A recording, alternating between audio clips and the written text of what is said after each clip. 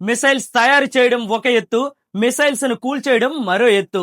అసలు విషయం ఏంటంటే డిఆర్డిఓ తాజాగా నిర్వచించిన 3 వరుస ఫ్లైట్ పరీక్షల్లో 5,000 కిలోమీటర్ల రేంజ్ ఉన్న బాలిస్టిక్ మిసైళ్లను అడ్డుకునే వ్యవస్థను విజయవంతంగా పరీక్షించింది. ఈ వ్యవస్థలో long range tracking radars, mission control centres మరియు ఎయిర్ డిఫెన్స్ 1, ఎయిర్ డిఫెన్స్ 2 లాంటి ఇంటర్సెప్టర్ మిసైల్స్ కలిసి పనిచేస్తాయి. శత్రు మిసైల్స్ ను 100 కిలోమీటర్ల దూరంలోనే గుర్తించి దాని వేగం దిశను లెక్కించి ఆకాశంలోనే ఢీకొట్టి ధ్వంసం చేస్తాయి. ఒక లేయర్ విఫలమైతే మరో లేయర్ అడ్డుకునేలా మల్టీ లేయర్ డిఫెన్స్ ని అమర్చారు. అంతేకాదు ఇదే సమయంలో డిఆర్డిఓ కొత్త నావల్ యాంటీషిప్ మిసైల్ ను కూడా పరీక్షించింది.